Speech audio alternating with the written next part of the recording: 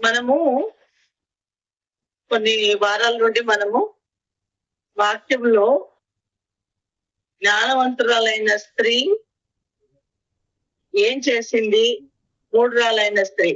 ఇన్ని రోజులు మనం ఏం పంచుకున్నామంటే జ్ఞానవంతురాలైన స్త్రీ కొరకే మాట్లాడుకున్నాం. ఇప్పుడు ఆ జ్ఞానవంతురాలైన స్త్రీ కొరకు మాట్లాడుకోవడము కంప్లీట్ అయింది. మధ్యలో ఒక్క వీక్ మాత్రం నేను ఎలిజబెత్ కొరకు మాట్లాడాను లాస్ట్ వీక్. ఇప్పుడు ఈ వారం మళ్ళీ మనం ఏం చేద్దామంటే జ్ఞానవంతురాలైన స్త్రీ అయిపోయిన తర్వాత నేను 3 రాళ్ళైన స్త్రీల కొరకు కూడా చెప్తానని చెప్పాను కదా. 14 సామెతలు 1వ అధ్యాయంలో మనకు కనబడుతుంది కదా. 14వ అధ్యాయం 1వ వచనం. ఆ రెండిట్లో మనం కనబడుతుంది. ఇన్ని రోజులు ఏం చూసుకున్నాం అంటే మనం జ్ఞానవంతురాలైన స్త్రీ తన ఇల్లును కట్టుకుంటది అని చూసుకున్నాం. అది కంప్లీట్ అయింది కాబట్టి ఇప్పుడు మనం ఏం చూసుకోవాలంటే 3 రాళ్ళైన స్త్రీ తన చేతులతో తన ఇల్లు కూడా వేరుకోను అనే అంశం మీద మనం ఈ రోజు మాట్లాడుకుందామండి. అదే సేమ్ జ్ఞానవంతురాలు. ఇప్పుడు సామెతల గ్రంథము 14వ అధ్యాయము 1వ వచనం చదువు. జ్ఞానవంతురాలు తన ఇల్లు కట్టును, మూఢురాలు తన చేతులతో తన ఇల్లు ఓడబెరుకును. చాలా థ్యాంక్ యూ. చిన్న ప్రార్థన. పరిశుద్ధుడా, ప్రేమ నమ్మకం కలిగిన ప్రియ పరలోకపు తండ్రి, నీ వాక్యం చేత నాతో మాతో అందరితో మాట్లాడి బలపరిచి ఆయతపరచుకోమని కృతజ్ఞతలు చెల్లిస్తూ దేవా మమ్మల్ని మాకు బోధకుడుగా ఉండి మాతో మాట్లాడండి. దేవా మీకు స్తోత్రం. మీరు మాతో మాట్లాడితే మేము బ్రతుకుతాం. నీ వాక్యం మమ్మల్ని బ్రతికిస్తుంది. అది మా బాధలో మాకు నెమ్మదిని కలుగు చేస్తుంది. దేవా మీ ధర్మశాస్త్రం మాకు ఆనందం ఇవ్వకపోతే మా శ్రమలు మేము కృంగిపోతాం. దేవా మా హృదయంలో విచారం హెచ్చుగా ఉన్నప్పుడు మీ గొప్ప ఆదరణ మా ప్రాణానికి నెమ్మది కలుగు చేస్తుంది. కాబట్టి మీ వాక్యం ఏంటంటే మీకు వందనాలు ప్రభా. మీకు స్తోత్రములు. మీ వాక్య జీతనాత్తో అందరితో మాట్లాడి బలపరిచి ఆయత్తపరచుకోమని కృతజ్ఞతలు చెల్లిస్తూ ఏసునామములో అడిగి వరకు వచ్చున్నాం పరమ తండ్రి. ఆమేన్. ఇక్కడ జ్ఞానవంతురాల గురించి చాలా విషయాలు నేను చెప్పానండి. చాలా మంది స్త్రీలను నేను ఆధారం చేసుకొని మాట్లాడాను. ఇప్పుడు మనము మరి లోకంలో జ్ఞానవంతురాలు ఉన్నారు, 3 రాళ్ళు కూడా ఉన్నారు. లేరు అనడానికి ఏమాత్రం కూడా వీల్లేదు. వాళ్ళు ఉన్నారు జ్ఞానవంతురాలు, 3 రాళ్ళు కూడా ఉన్నారు. ఎందుకంటే ఒక ఇల్లు ఒక స్త్రీ వలన కట్టబడుతుంది, పడగొట్టబడుతుంది కూడా స్త్రీ వలనే అని చెప్పి మనకు తెలుసు కదండి. ఇంకో సామెత ఏంటంటే ఇంటికి ఇల్లాలు దీపం కూడా అంటారు. ఓకే, ఈ రోజు మన స్త్రీల కూడిక కాబట్టి మనం మాట్లాడుకోవాలి కదా. అయితే ఇక్కడ జరుగుతుంది ఏంటంటే ఈ జ్ఞానవంతురాలు తన ఇల్లు కట్టుకునే విషయంలో నేను చాలా విషయాలు మీకు చెప్పాను. చాలా మంది స్త్రీలను మీకు చూపించాను. ఎంత చక్కగా వారి జీవితాలను, వారి కుటుంబాలను, వారిని, వారి సాక్ష్యమును, వారి పరిస్థితులు అన్నిటిని ఎలా కాపాడుకుంటూ ముందుకు వెళ్ళారో నేను ఖచ్చితంగా మీకు తెలియజేశాను. ఇప్పుడు మరి వాళ్ళ గురించి తెలుసుకున్నప్పుడు వీళ్ళ గురించి కూడా కొంచెం తెలుసుకుంటే మనం ఇంకా కొంచెం భయముతో వణుకుతో మన విశ్వాస జీవితాన్ని ముందుకు తీసుకెళ్ళడానికి వీలు కుదురుతుంది. అలాగనే మనకు ఇచ్చిన రక్షణను, సొంత రక్షణ భయంతో వణుకుతో కొనసాగించుకుంటాము. ఇంకోటి మనకు కలిగింది గట్టిగా పట్టుకుంటాం కదా. అందుకనే వీళ్ళని కూడా మనం ధ్యానించుకోవడం అవసరమే.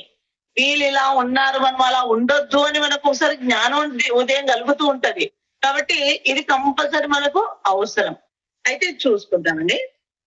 చాలా మంది బైబుల్లో నుండే కనబడ్డారు. మనకెవరు జ్ఞానవంతురాళ్ళు కనబడ్డారు బైబుల్లో నుండే, బైబుల్ గ్రంథంలో నుండి. ఇప్పుడు 3 రాళ్ళు కూడా బైబుల్ గ్రంథంలో నుండే నేను మీకు చూపిస్తాను. ఓకే, 3 రాళ్ళు తన చేతులతో తన ఇల్లు ఉడబెరుక్కును. అయితే ఉదాహరణలు చాలా ఉన్నాయి, కానీ ఉదాహరణలు చెప్పుకుంటూ వెళ్తే సమయం వాక్యంలోకి నేను మళ్ళా కంప్లీట్ చేయలేను. కాబట్టి మనము వాక్యంలోకి డైరెక్ట్ వెళ్ళిపోదాం. ఆయా సందర్భాలు వచ్చినప్పుడు నేను మాట్లాడుతూ ఉంటా. ఆది కాండము ఫస్ట్ 3 రాళ్ళైన స్త్రీ కొరకు చూసుకుందాం. ఆది కాండము 3వ అధ్యాయము 1 నుండి 7 వరకు చదువు.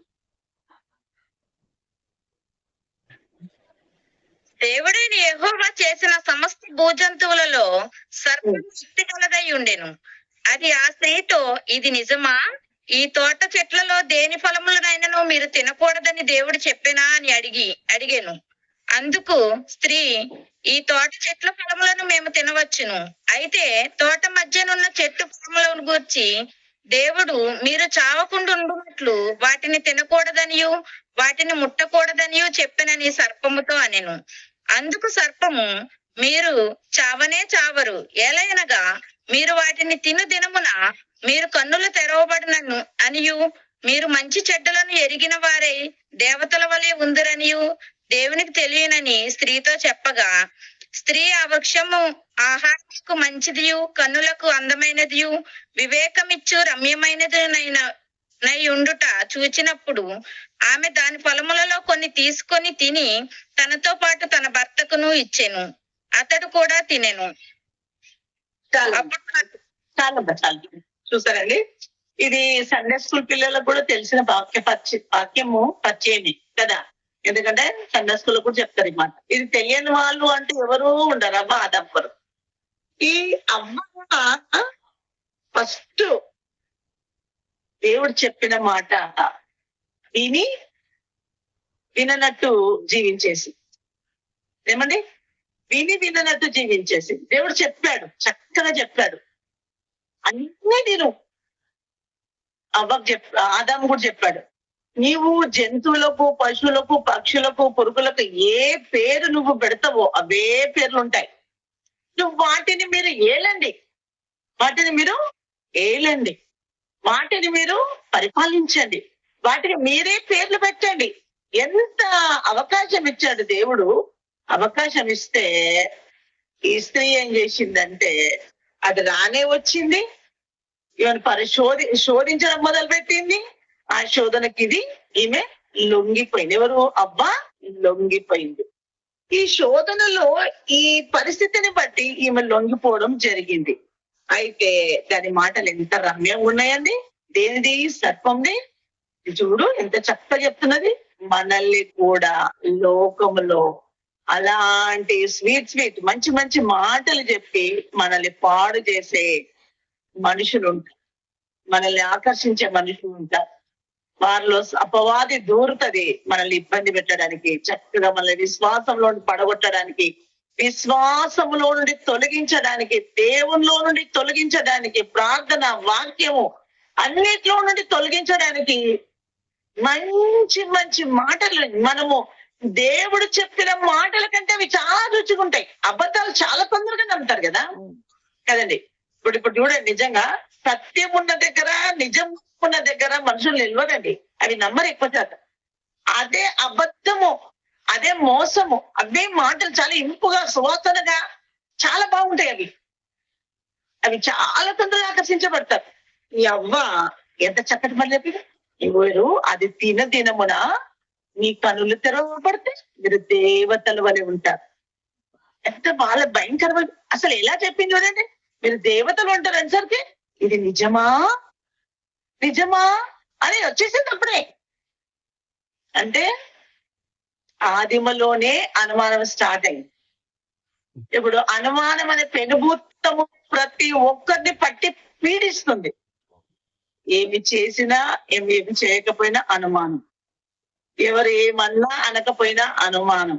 ఇప్పుడు ఇది ఆ మాట విని సర్పం మాట విని ఇది నిజమా నమ్మేసింది.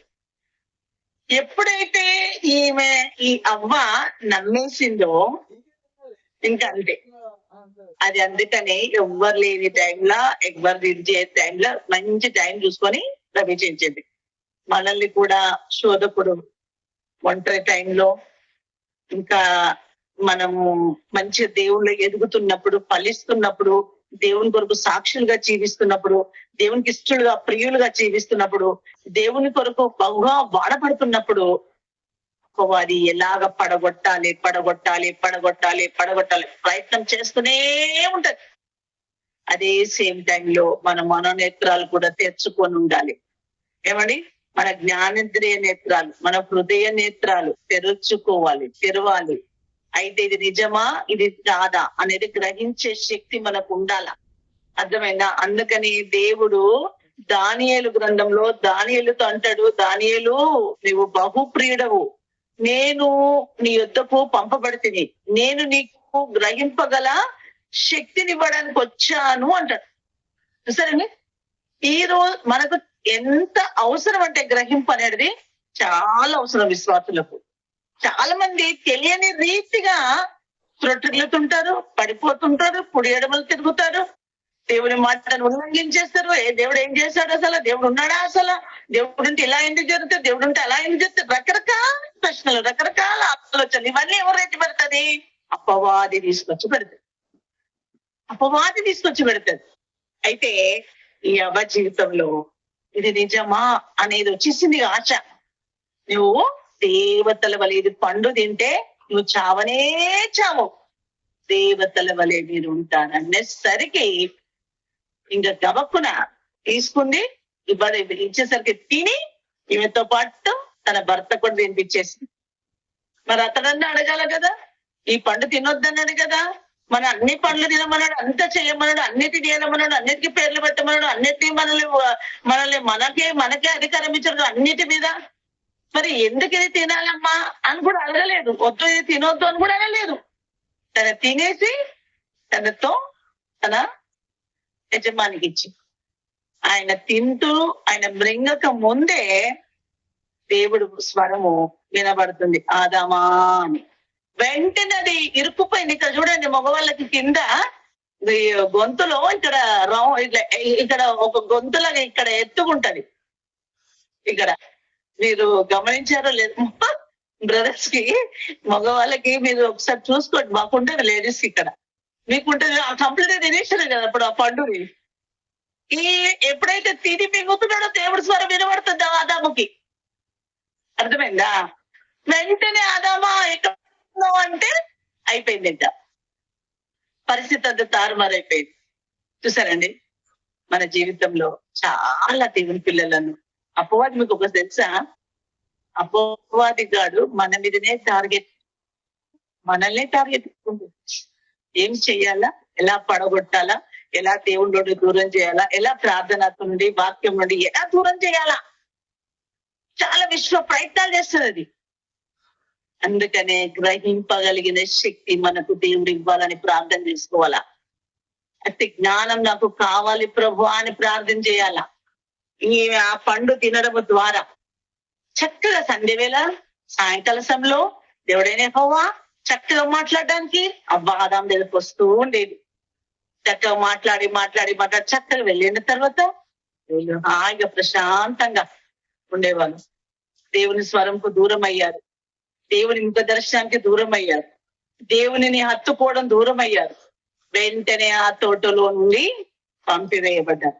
ఒక శాపం వారి మీదకి వచ్చింది. ఏంటి? నువ్వు కడుపు ప్రాకుతూ నువ్వు నిప్పులు తీస్తూ బిడ్డను అంటావు అని చెప్పేసి.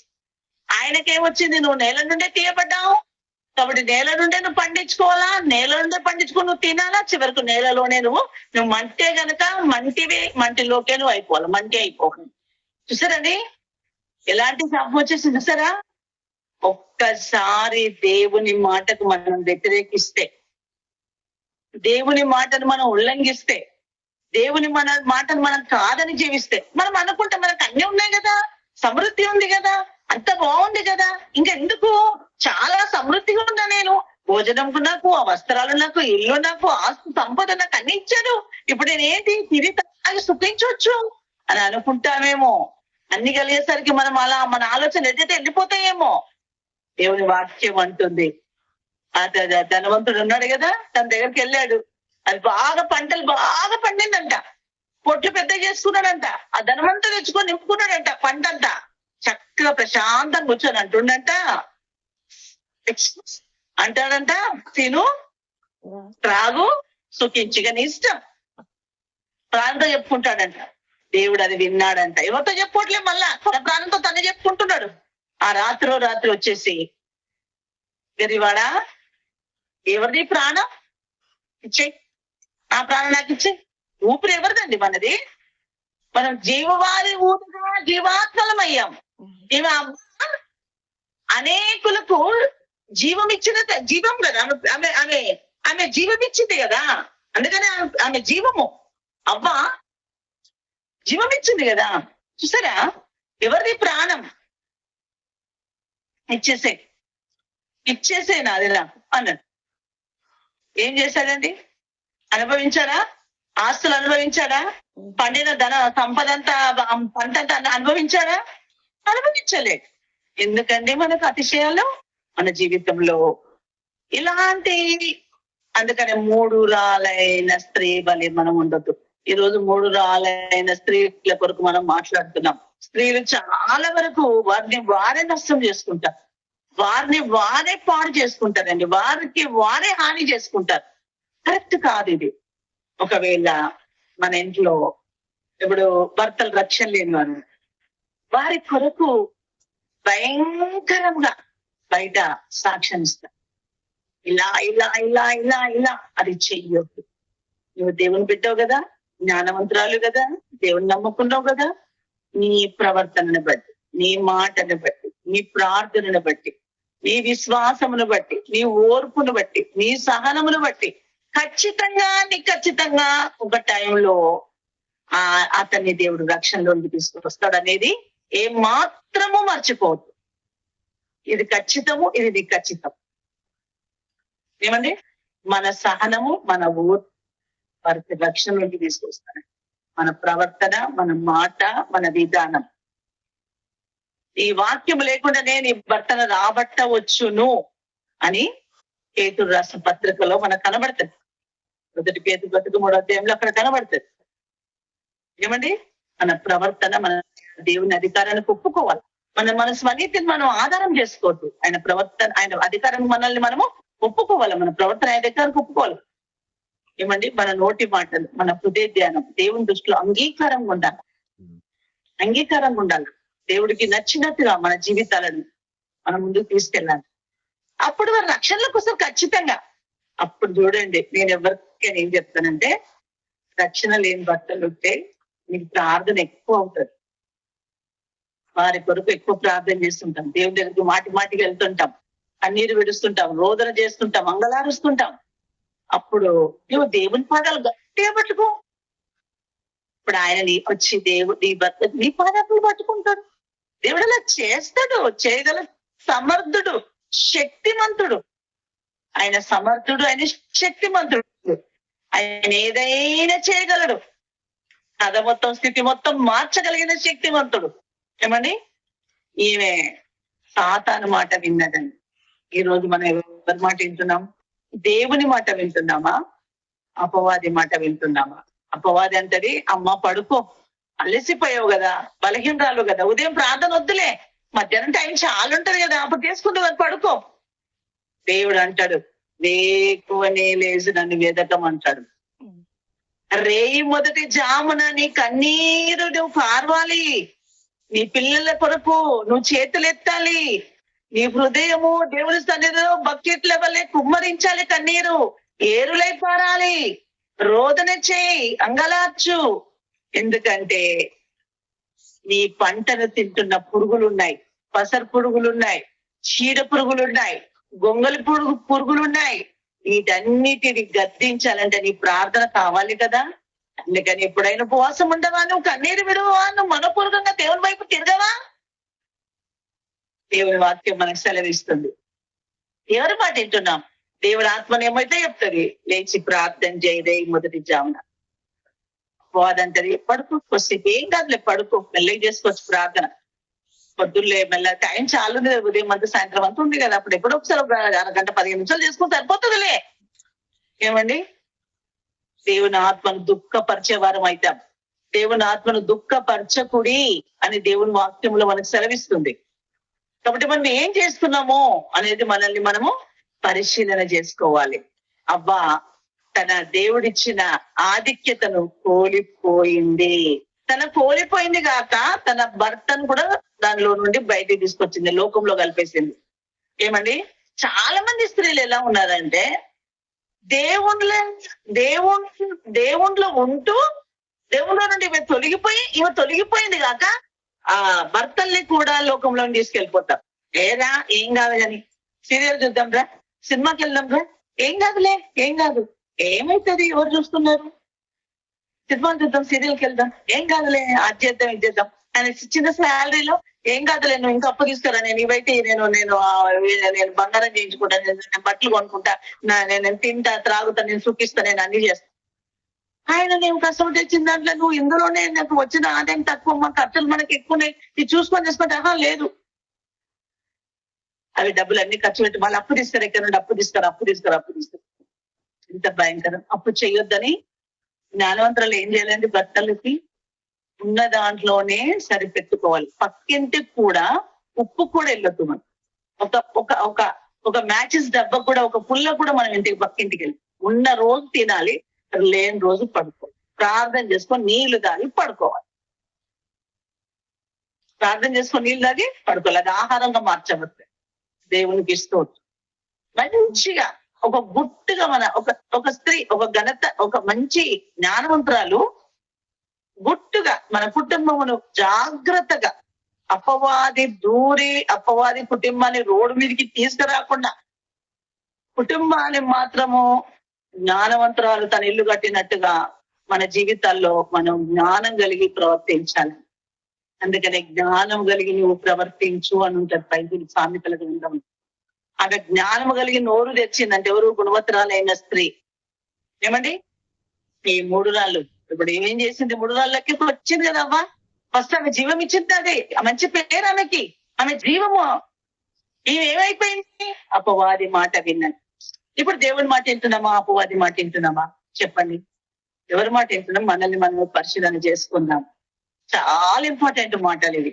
వినితే మనం చాలా వర్ధిల్లుతాం. మన మననేత్రాలు వెలిగి మన దేవుళ్ళు ఎంత దీవించబడతాం, ఎంత ఆశీర్వదించబడతాం, ఎంత అభివృద్ధి చెందుతామో పరిశీలన చేసుకుందాం. నిజం, దేవుడు మాటను విన్నవారు చాలా అభివృద్ధి పొందారు. దేవుని మాట వినకుండా లోకం మాట విని అపవాది మాట విన్నవాళ్ళు వారి జీవితాల్ని పతనం చేసుకున్నారని చాలా భయంకరమైన స్థితికి దిగజారిపోయి. అందుకని చాలా జాగ్రత్తగా మనకిచ్చిన ఆత్మీయ జీవితాన్ని ముందుకు తీసుకువెళ్ళాలని నేను దేవుని పేరట మిమ్మల్ని మీ దగ్గర ప్రాధాయపడుతున్నాను. ఎందుకంటే దేవుని పిల్లల మీద దుష్టుడి కన్ను బలంగా ఉంటది. ఈ అపవాది ఎలాగ తోటలో ప్రవేశించిందో తనకు తెలియదు. తెలియని రీతిగానే వచ్చేసింది. తన గ్రహించలేకపోయింది. ఎందుకు గ్రహించలేకపోయింది? ప్రార్థన వాక్యం ఉంటే సమస్త గ్రహిస్తాం మనం.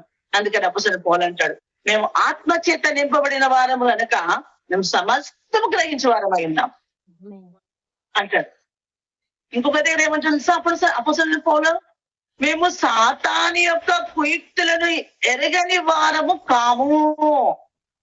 దేవునికి మహిమ కలుగుగాక. ఈ మాటలు నేను దేవుని దగ్గర పొందుకొని, చాలా దేవుని దగ్గర పొందుకుని నేర్చుకుని నేను పొందుకున్నాను. దేవా, అపవాది యొక్క క్రియలను మేము ఎరగని వారుగా ఉండొద్దయ్యా. అది మమ్మల్ని చాలా మోసపుచ్చుతుంది, మమ్మల్ని చాలా నష్టం చేస్తుంది, మమ్మల్ని చాలా దుఃఖంలో తీసుకెళ్తుంది, మమ్మల్ని చాలా మీకు దూరం చేస్తుంది, మా జీవితాలను పతనం చేస్తుంది. కాబట్టి దేవా, మేము అపవాది యొక్క క్రియలని ఎరగని వారుగా మేము ఉండొద్దు దేవా అని ప్రార్థన చేసుకోవాలండి. వివేకం కలిగి ప్రార్థన చేసుకోవాలి.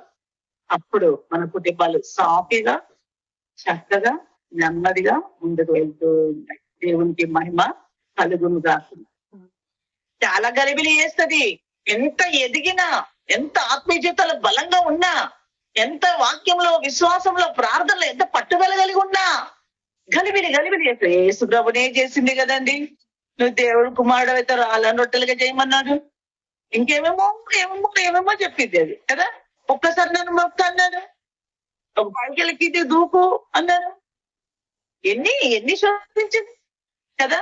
అది శోధించి వెళ్ళిపోయిన పిమ్మట దేవుని ఆత్మ తన మీదకి వచ్చే ఆత్మ బలముతో గలిలియాకు వెళ్ళాడట. మత్తయి సువార్త 4వ అధ్యాయంలో ఉంటదండి. తర్వాత చదువుకోండి మీరు. టైము మనకు చాలా తక్కువ కాబట్టి చెప్తున్నా. దేవుని ఆత్మ బలంతో గలిలయకు వెళ్ళాడంట. శరీరధారణ దినములలో సంగతి చెప్తున్నా యేసు ప్రభు. అక్కడ మరణ ఛాయలో కూర్చున్న ప్రజలందరినీ బ్రతికారంట. ఆయన అడుగు పెట్టాడని ఆత్మ బలముతో అక్కడ అడుగు పెట్టాడని. అపవాది శోధించిన పిమ్మట ఆత్మ బలంగా దేవుని మీదకి వచ్చిందంట. చూసారండి, ఆ శోధనకు లోబడితే దేవుని ఆత్మ పొందుకునేవాడా? దేవుని ఆత్మ పొందుకునేవాళ్ళ అద్భుతాలు చేసే చూడ, ఆశ్చర్యకార్యాలు. చనిపోయిన వారిని లేకపోతే గుడ్డివారు చూశారు, మగవారు మాట్లాడారు, చెవిటి వారు విన్నారు, కుంటివారు నడిచారు. ఏమంటే ఎన్ని అద్భుతాలు! దాని మాట వినలేదు కనుక ఈనాడు నేను నీవు మనందరము దేవుని మాట విని అపవాది మాటను ఉల్లంఘించి దాన్ని త్రొక్కి సమాధాన కర్తయ్యకుడు సాతాను మీ పాదముల కింద చిరగ త్రొక్కించును అని ఉంది బైబిల్లో వాక్యంలో. ఏది మన రోమిల రాష్ట్ర పత్రిక 16వ అధ్యాయం 20వ వచనంలో ఉంటది. సమాధాన కర్తయ్యకు దేవుడు సాతాను మీ పాదముల కింద ఏం చేస్తాడంట? చిరగ త్రొక్కిస్తాడంట. దేవునికి స్తోత్రం. మొదటి యోహాను పత్రిక 3వ అధ్యాయంలో అక్కడ వచనాలు ఏమంటారంటే, అపవాది క్రియలను లయము చేతకే మనుష్య కుమారుడు దేవుడుగా ప్రత్యక్షమాయను. దేవుడు మనుష్య కుమారుడుగా ప్రత్యక్షమైన అపవాది క్రియలను లయము చేయడానికి మనుష్య కుమారుడుగా దేవుడు ప్రత్యక్షమయ్యాడు. అంత శక్తి కలిగిన దేవుని మనము బలహీనునిగా చేసుకున్న మీద ఆడు. ఏమండి, మనమే అపవాది మాటకు లోబడి అపవాది చెప్పింది చేసి మన కుటుంబాలను, మన జీవితాలను ఫస్ట్ పతనం చేసుకుంటున్నాము. తర్వాత కుటుంబాలను సమాధానం లేకుండా అయిపోతుంది. కుటుంబ వ్యవస్థ ఎటు వెళ్తుందో తెలియని పరిస్థితిలోకి వెళ్ళిపోతుంది. రకరకాల సమస్యలకు గురైపోయి నిందల పాలు, అవమానాల పాలు కుటుంబం అంతా రోడ్డు మీదకి వస్తుంది. ఏమండి, ఎప్పుడైనా మీ కుటుంబంలో ఎవరున్నా వారి కొరకు మంచి సాక్ష్యం ఇయ్యాల, చెడు సాక్ష్యం ఇవ్వద్దు. ఎక్కడ బయటికి వెళ్ళు, నువ్వు ఏం చెయ్యి. తనలో కొన్ని బలహీనతలు ఉన్నా ప్రభువు గొప్పవాడు, తను మార్చగల శక్తిమంతుడని రహస్యమందునని తండ్రికి మొర్రపెట్టి ఆయనకు అప్పగించుకొని ఆయన సన్నిధిలో విజ్ఞాపన చేసి తన బలహీనతను ఎక్కడా చెప్పుకుంటూ దేవునికి అప్పగిస్తూ ప్రార్థన చేయడం. అప్పుడు దేవుడు నీ జీవితంలో నూతన కార్యం చేసి తనను ఖచ్చితంగా మార్చగలిగిన శక్తిమంతుడని పరిశుద్ధాత్మ దేవుడు లేఖనం ద్వారా మనతో మాట్లాడుతున్నాడు. ఈ రోజు అవ్వని మన ఎదుట పెట్టాడు. చాలా మంది స్త్రీలు ఉన్నారు, 3 రాలైన స్త్రీలు. ఇప్పుడు ఇది కొన్ని వారాలు ఉంటది, ఖచ్చితంగా కొన్ని వారాలు నేను ఇదే సబ్జెక్ట్ ఇస్తాను. ఇంకా మన జీవితాలను మనం సరి చేసుకుందాం. ఏమండి, మన జీవితాలను మనము పతనం చేసుకోవద్దు. దేవుని మాట విందాం. అపవాది మాటని మన పాదముల కింద చిరుగదొక్కించే దేవునికి అప్పగిస్తాం. దేవునికి మహిమ కలుగును గాక. ఏమండి, దేవుని మాట విందాం. దేవుని మాట విన్నాను, దేవుని మాట విను, అపవాది మాట వినొద్దు. అది ఎంత రమ్యమైన మాటని చెప్తుంది. ఇది నిజమా అని మనల్ని పిచ్చోళ్ళని చేసి వదిలిపెట్టేస్తుంది. అవ్వని అయోమయం చేసేసింది. కన్నులకు అది రమ్యంగా కనబడ్డది. అది చాలా బాగా కనబడ్డది. ఆ పండు అప్పటిదాకా అన్ని సంవత్సరాలు వాళ్ళు తింటూ తిరుగుతున్నారు, మరి దాని వైపు చూడలేదు. అన్ని పండ్లు తింటున్నారు, అన్ని వైపు తిరిగి అన్ని దేవుడిచ్చిన దాన్ని అన్నిట్లో తిన్నారు. ఇది ఒక్కటి దాని వైపు చూడలేదు వీళ్ళు. అసలు అది అది అది వీళ్ళ కన్నులో కనబడలేదు. అది ఇది ఒక్కటి తినోదని దేవుడు వదిలి చెప్పగలిగారు. ఎప్పుడైతే అది వచ్చి చెప్పిందో దాని మాట వినేసి వారి జీవితాలు వారు పతనం చేసుకుని ఈనాడు అంతే ఎన్నో రమ్యమైన విషయాలు చూపిస్తుంటారు మనకు. ఆస్తుల మీద, సంపదల మీద, లోకాశాల మీద రకరకాల రమ్యమైన చూపించి మన జీవితాలను పతనం చేశారండి. బ్రతుకుతే ఎన్ని రోజులు బ్రతుకుతామా అంటే చెప్పండి. ఇప్పుడు ఈ కొంచెం జీవితానికి ఎందుకు భయంకరమైన లోక ఆడంబరాలు, లోక భోగాలు, లోక ఆకర్షణీయతలు. దావీదు అంటాడు కదా, బ్రతుకుతే నేను 70, అధిక బలం అంటే 80, అదే దుఃఖం అని ఆయనతోనే. అందుకంటే దేవుడి దగ్గర అంటాడు దావీదు మహారాజు ఏమంటాడంటే, అయ్యా తెలుపు నా ఆయుసు, తెలుపు నా ఎంత అల్పుడను, తెలుపు నా ఆయుసు, తెలుపు నేను ఎంత అల్పుడను, నేను విరిగి నలిగిన ఉన్నానయ్యా అంటాడు. దేవునికి స్తోత్రం. ఎంత అద్భుతమైన మాట అండి.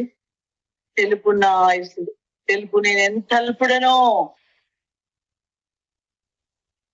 నేను విరిగి నలిగి ఉన్నానయ్యా. దేవునికి స్తోత్రం.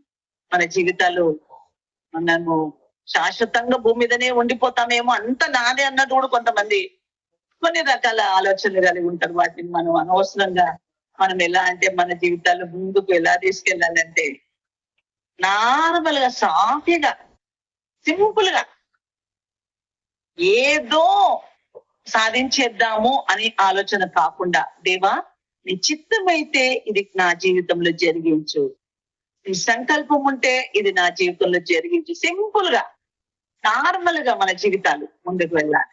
అప్పుడు ప్రభు దృష్టిలో మనం చాలా మెచ్చబడతాం. అందుకని ఆయన అంటాడు కదా, నువ్వు నా దృష్టికి ప్రియుడైనందున నేను నిన్ను గనునిగా చేసి తినంత. దేవునికి స్తోత్రం. నేను ఒకటే ఒక ఆమె గురించి చెప్పాను ఇంతసేపు. నాకు దేవుడు ఆత్మ అలాగా నడిపించింది. చాలా మంది స్త్రీలు ఉన్నారు, ఇంకొక స్త్రీ గురించి చెప్పేస్తా నేను. అలాగే ఆది కాండము 19వ అధ్యాయము 23 నుండి 29 వరకు చూడండి. ఆది కాండము 19వ అధ్యాయము 23 నుండి 29 వరకు. తొందర చదవండి. లోతు సోయారుకు వచ్చినప్పుడు ఆ దేశమున సూర్యుడు ఉదయించెను. అప్పుడు యెహోవా సొదొమ మీదను గొమొర మీదను యెహోవా యొద్ద నుండి గంధకమును అగ్నిని ఆకాశము నుండి కురిపించి ఆ పట్టణమును ఆ మైదానం అంతటిని ఆ పట్టణములో నివసించిన వారందరినీ నేల మొలకలను నాశనము చేసెను. అయితే లోతు భార్య అతని వెనుక నుండి తిరిగి చూచి ఉప్పు స్తంభమాయెను. చూసారండి అంత భయంకరమైన పరిస్థితి. దేవుడు చెప్తాడు అబ్రహాముతో మాట్లాడుతూ, చాలా విస్తారమైన ధనం అబ్రహాముకు వస్తాడు, లోతును కూడా దేవుడు ఆశీర్వదిస్తాడు. బాగా కలిసి జీవిద్దామంటే స్థలం సరిపోవట్లే, నీవు ఒక ప్రాంతాన్ని ఎన్నుకుందాం అనుకుంటారు. తిననేమో సొదొమ గొమొరని లోతు ఎన్నుకుంటాడు. సరే తను వెళ్ళిపోతాడు, బానే ఉంది. సొదొమ గొమొరలో ఉన్న పాపము భయంకరమైన దేవుని దృష్టికి చాలా ఘోరమైన ఆ ప్రాణం. అప్పుడు దేవుడు అంటాడు, లోతు చాలా యథార్థవంతుడు, చాలా మంచి దేవుని యందు భయభక్తి కలిగిన వ్యక్తి కాబట్టి ఒక సూచన దేవుడు లోతుకి ఇస్తాడు. అయ్యా, నేను సొదొమ గొమొరలను నాశనము చెయ్యబోతున్నాను, నువ్వు వెంటనే నీకున్నదంతా తీసుకొని ఈ ప్రాంతంలో త్వరగానే వెళ్ళిపోవాలి అని చెప్తే, ఏది తీసుకొని వెళ్ళిపోతున్నా వెనుకకు చూడొద్దు, చూసిన వారు ఎవరైతే ఏమైతారు, ఉప్పు స్తంభం అవుతారు అని చెప్పి క్లియర్ కట్ గా చెప్తారు దేవుడు. అన్ని తీసుకుని గవ్వు తొందరపడి లోతు తీసుకొని వెళ్ళిపోతూ ఉంటాడు. ఈమెం చేసింది? ధనాపేక్ష, ఒక దురాశ దుఃఖానికి చేతు. దేవుడు చెప్పాడు ఆల్రెడీ ఉప్పు స్తంభం అవుతారు ఎవరైతే చూస్తారో అని. వెనకకు చూడడం ద్వారా వెంటనే ఉప్పు స్తంభం అయిపోయిందా లేదా? ఇప్పుడు యెరూషలేముకి వెళ్తే చూస్తాక ఉందంట, అది కూడా చూపిస్తున్నారంట. చూసిన వెళ్ళిన వారు చూస్తున్న వారు చెప్తున్నారు, అది కూడా చూపిస్తున్నారు. విన్నదా? ఉప్పు స్తంభమైంది లోతు భార్య. దేవుడు చెప్పిన మాట వినకుండా వెనకకు చూడడం ద్వారా ఆ స్త్రీ ఉప్పు స్తంభం అయిపోయిందండి. కుటుంబం అంతా ఎలా అయిపోయిందండి? ధ్వంసం అయిపోయింది. ఊరి మీదకి వచ్చింది. లోతు సంతానం ఎంత ఘోరమైన బిడ్డలు కూతుర్లు ఏం చేశారు? ఎంత ఘోరమైన పరిస్థితి ఒకసారి మనం ఆలోచిస్తామా? ఎంత భయంకరం లోతు సంతానం. మోయాబీలు ఎంత అసలు ఇక మనం వాటి గురించి ధ్యానిస్తే చాలా కన్నీరు తప్ప ఇంకా దానిలో అక్కడ ఇంకా ఏం మిగులు ఉండదు మనకు, దుఃఖము తప్ప. ఒక్క స్త్రీ ఆమె వెనుకకు మరలిచ్చు దేవుని మాట విని సైలెంట్ గా భర్తను చేయబట్టుకొని ఉన్నది కలిగినదంతా తీసుకొని వెళ్ళిపోయి దేవుని చెప్పిన మాట విని వెళ్ళిపోతే ఈ రోజు ఆ కుటుంబం, ఈ మోయాబీయులు ఎంత శాపగ్రస్తమైన పరిస్థితి అండి. శాపం వచ్చేసింది కదండి. అందులోనికి వెళ్ళి రూతు వచ్చింది. మోయాబీయులే రూతు. ఆమె ఒక్కటి తప్పించుకొని ఆ మోయాబీయులను బయటకు వచ్చేసింది. మోయాబు దేశస్తురాలు రూతు గ్రంథం అందులోకి వెళ్ళి బయటకు వచ్చేసింది. అది తర్వాత సబ్జెక్ట్ లో వస్తూ ఉంటది, తర్వాత చెప్తారు. ఈమె దేవుడు చెప్పిన మాట విని చెయ్యకుండా వెనకకు మరలి చూడడం ద్వారా. అందుకనే ఒక్కసారి పౌలు అంటాడు, ముందున్న వాటి కొరకే వేగిరి పడమంటాడు, వెనుకున్నవన్నీ మర్చిపోవాలంటాడు. పాతది సమస్తం గతించింది, సమస్తం క్రొత్తదైంది అంతే. వెనుకున్నవన్నీ మర్చిపోవాలి, ముందున్న వాటి కొరకే వేగిరి పడాలి. అందుకని దాంట్లో ఉంటది కదా, అది మన దినమెల్ల నేపాడిన కీర్తించిన నీ రుణము నీ తీర్చగలనా, ఆ పాట ఉంటది కదా, చక్కగా ఉంటది. దాంట్లో ఈ మాట ఉంటది, వెనుకున్నవన్నీ మరిచి ముందున్న వాటి కొరకు సహనముతోనే పరిగెత్తుదాని ఉంటది అందులో, ఆ పాటలో వచనంలో ఉంటది. ఏమండి, ఏం చేసింది? నువ్వు మూర్ఖురాలు ప్రవర్తించిందా లేదా? అయిపోయింది కదా, మూర్ఖురాలే కదా, ఉప్పు స్తంభం అయిపోయింది. నేటి వరకు చరిత్రలో నిలబడ్డది ఉప్పు స్తంభం మూర్ఖురాలది పట్టికలో. అవ్వ మూర్ఖురాలు పట్టికలోకి వచ్చేసింది. ఏమండి, ఇలాంటి జీవితాలు, మన జీవితాలు మనల్ని మనమే పతనం చేసుకుంటున్నామా లేదా? భర్తనేమో తొందరపడి అన్ని తీసుకొని వెళ్ళిపోతుండ్రు, రండమ్మా రండమ్మా, వెనుక చూడొద్దమ్మా, వెనుక చూడొద్దు, వెనుక చూడొద్దని. అయ్యో ఏమన్నా మర్చిపోయానేమో, ఏమన్నా విడిచిపెట్టానేమో, ఏమన్నా పోయిందేమో, ఏమన్నా ఉందేమో, ఏమన్నా ఏందేమో, వెనుకకు చూసింది. ఎందుకండి నాగటి మీద చెయ్యి వేసి వెనుకకు చూడ్చువాడు నాకు పాత్రుడు కాదు, వాక్యంలో నాగటి మీద చెయ్యి వేసి వెనుకకు చూచువాడు నాకు పాత్రుడు కాదు. వెనుకున్నాయని మర్చిపోవాల్సిందే. మన జీవితంలో రక్షణ పొందిన తర్వాత మన పాత స్థితి, అమ్మో నేను చాలా మంది అంటారు, నేను ఒక టైంలో ఎలా ఉన్నాను తెలుసా అండి, నేను చాలా చాలా ఇదేంటి అంటే వాళ్ళు గొప్పగా చేసుకుంటారు, నేను ఎలా ఉన్నా, నేను అలా ఉన్నా, నేను ఇంత చదివినా, నాది ఇది, నా కులము, నేను ఈ బ్యాక్గ్రౌండ్, నేను ఆ బ్యాక్గ్రౌండ్, నేను మినిస్టర్ని, నేను అది, నేను ఇది, నాకు ఆస్తి, నా సంపద, నేను నేను నేను నేను ఏమన్నా వస్తాయా మన ఎంత? ఏమొస్తాయి చెప్పండి? సొలొమోను సమస్తం ఇచ్చాడు. ఆయన ఒక్కరోజు పళ్ళ మీద ఉన్న భోజనం అంట మన జీవిత కాలం అంట, మనం బ్రతికినంత కాలం తింటామంట. ఆయన ఒక్కటే రోజు భోజనం అంటే అంత భోజనం ఆయన దగ్గర, అంత దీవించబడ్డాడు ఆయన, అంత ఆశీర్వదించబడ్డాడు సొలొమోను, చాలా దీవించబడ్డాడు. అసలు షేబా దేశపు రాణి వాళ్ళు చెప్పింది ఆయన దగ్గరకు వచ్చి చూసిన తర్వాత వాళ్ళు చాలా తక్కువ కొంచెం చెప్పారంట. అంటే అంత దీవించబడ్డాడు, అంత ఆశీర్వించబడ్డాడు. షేబా దేశపు రాణి ఆయన గురించి సాక్ష్యం ఇస్తాడు. అంటే అంత దీవించబడి అంత అనుభవించాడు. ఉపపత్నులు, అది ఇది, ఉపరాణులు, వాళ్ళు వీళ్ళు, భార్యలు, పిల్లలు అంత అనుభవించాడు. మంచి మంచి భోజనము, మంచి మంచి తిండిలము, మంచి మంచి పర్ణశాలలు, ఇల్లులు, అది ఇది, ఆయన బెడ్లు, అవి ఇవి. చివరికి ప్రసంగిలో అంటాడు, సూర్యుని క్రింద సమస్తము వ్యర్థమే, సమస్తము వ్యర్థమే అని చెప్తూ ఒక మాట అంటాడు, కోటి మానవ విధికి ఒకటే ఒక విధి ఏంటంటే యెహోవా యందు భయభక్తి కలిగి జీవించాలి, అంతే. అదే జీవితం చాలా ప్రశాంతంగా వెళ్ళిపోతుందండి. దేవునికి మహిమ కలుగుగాక. ఎక్కడా తొందరపాటు లేకుండా, ఎక్కడా నష్టం కలగకుండా దేవుడు చక్కగా తీసుకెళ్ళిపోతుంటాడు, చక్కగా తీసుకెళ్ళిపోతాడు. అందుకని దేవా నాకు నడక నేర్పవయ్యా, నాకు మాట నేర్పవయ్యా, నాకు నేను ఇలా ఆలోచించాలో నాకు ఆలోచన తెలియజేవా అని మనం దేవుని అడుక్కోవాలి. నాకు నడక నేర్పయ్యా, నడుచుటకు నేర్పించు నా యేసయ్య అని ఒక పాట ఉంటది. నేను ముళ్ళలో వెళ్తున్నానయ్యా, నేను రాళ్ళలో వెళ్తున్నానయ్యా, నేను పడిపోవద్దయ్యా, నేను ఆగిపోవద్దయ్యా, నా విశ్వాస పరుగు పందెంలో నేను ఓపికతో పరిగెత్తాలయ్యా, గురి ఎత్త పరిగెత్తాలయ్యా, కాబట్టి నాకు నడక నేర్పయ్యా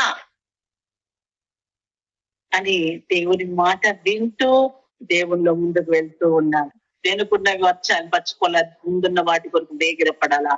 లోతు భార్య ఉప్పు స్తంభము కాడని కారణము వెనుకున్నవన్నీ ధ్యానిస్తూ, అయ్యో నాది ఇది విడిచిపెట్టి, నేను ఇదో నా ఆస్తి పోయింది, నా సంపద పోయింది, నాది అది, నాది ఇది ఇది ఇది ఇది అంత అయిపోయింది.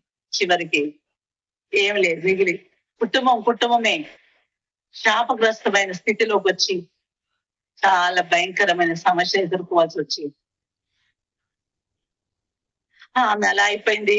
పిల్లలు ఎలా అయిపోయారు, తండ్రి ఎలా అయిపోయాడు, అదంతా చరిత్ర ఉంది మనకు తెలుసు. లోతు పట్టు ఫ్యామిలీది ఏమండి అంత ఘోరాతి ఘోరం అయిపోయారు. ఎంత ఆడపిల్లలు ఎంత ఎంత ఘోరమైన స్థితికి దిగజారిపోయారు మనకు తెలుసు. ఇవన్నీ మనకు తెలుసు. అయితే కొన్నిసార్లు చాలా మంది తెలిసి తెలిసి తెలిసి తప్పు చేస్తారండి. ఏమవుతుందిలే, ఎందుకులే, ఏం కాదులే. ఏంటది ఏంటది అసలు అది కరెక్టా? దేవుడు చెప్తూ ఉంటాడు, ఒకసారి మాట మాటకి అవకాశం ఇస్తుంటాడు. ఆ అవకాశం ఇచ్చినా కొద్ది పక్కన పెడుతూ అసలు నా జ్ఞానం కంటే నేను జ్ఞానవంతులం మేము, చాలా నాకు తెలివి ఉంది, నేను మాటతో గెలుస్తాను, నేను తెలివి జ్ఞానం అంతా నాకు ఉంది, నేను ఏదైనా చేయగలుగుతాను, నడుస్తుంది. ఏంటది? దేవుని ఆలోచన లేకుండా దేనికి మనం ముందుకెళ్ళదు, దానికి వెళ్ళదు. ఎంత జ్ఞానం ఉన్నా దేవుని దగ్గర వెర్రిబారని. దేవుడు ఏమంటుంది తెలుసండి, జ్ఞానుల్ని సిగ్గుపరిచేసి వెర్రివారిని ఎన్నుకుంటాడంట దేవుడు. దేవునికి మహిమ కలుగుందట. కొరింథీ రాసిన పత్రికలు ఉంటదేమో 2వ అధ్యాయంలో అక్కడ జ్ఞానుల్ని సిగ్గుపరిచి జ్ఞానం సిగ్గుపరచుటకు వెర్రివారిని నేను మిమ్మల్ని ఎన్నుకున్నానంటాడు. బలవంతుల్ని సిగ్గుపరచుకు బలహీనలైన మిమ్మల్ని ఎన్నుకున్నానంటాడు. ఐశ్వర్యవంతులు సిగ్గుపరచుటకు వేదలైన దళితులైన మిమ్మల్ని ఎన్నుకున్నానంటాడు. ఐశ్వర్యం లేని మిమ్మల్ని ఎన్నుకున్నానంటాడు. ఆయనకి ఎవరు కావాలండి? వెర్రివారు కావాలి. దేవునికి స్తోత్రం. మోషే అంటాడు, నేను అట్టివాడనంటే నేను ఉన్నానుగా, నీ నోటికి తోడేంటాను వెళ్ళు. దేవునికి స్తోత్రం. పేతురు యోహానులు అంటారు, నేను విద్య లేని పామరుడునయ్యా అంటారు. విద్య లేని పామరుల ద్వారా ఏం చేయించాడు దేవుడు? వాళ్ళ నీడబడ్డప్పుడు, వారు నీడబడినప్పుడు రోగులు స్వస్థత, దయ్యాలు నిలగొట్టడం. పేతురు యోహానులు అంటే మధ్యాహ్నం కూడా 3 గంటలకు ప్రార్థనలోకి వెళ్తున్నప్పుడు మందిరంలోనికి అక్కడ కూర్చున్న భిక్షవాడు తేరి చూస్తుంటే మీ దగ్గర ఏమైనా దొరుకుతుందేమని. కుంటివాడు,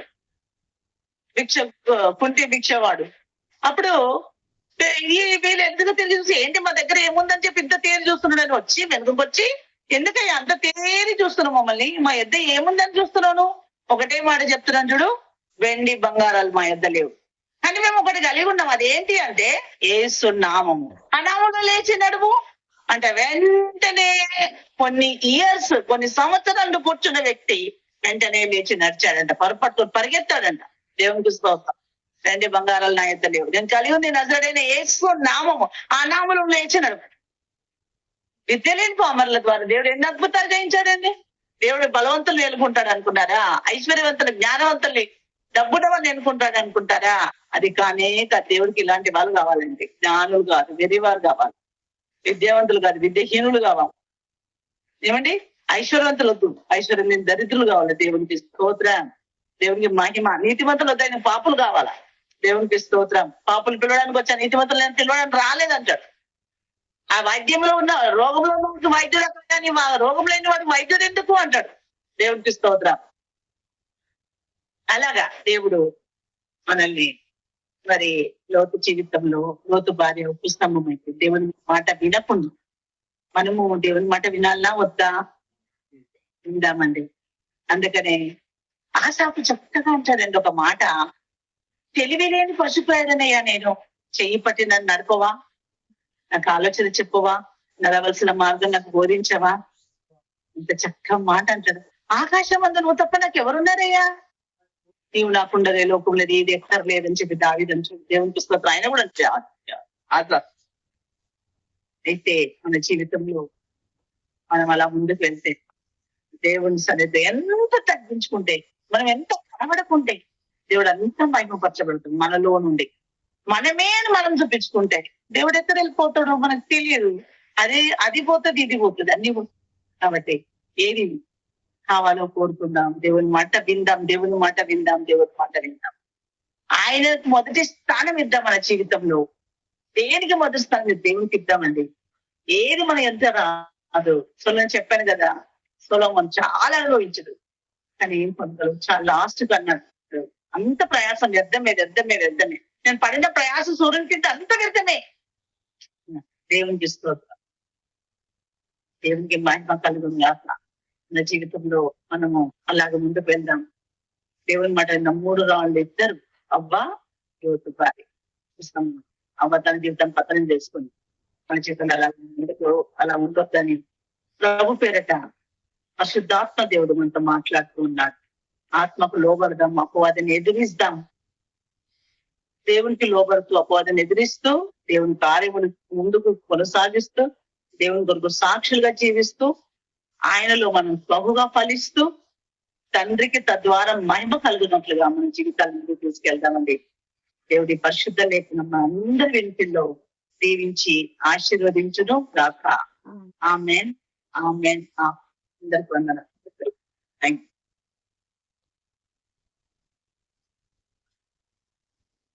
ఓకే అండి.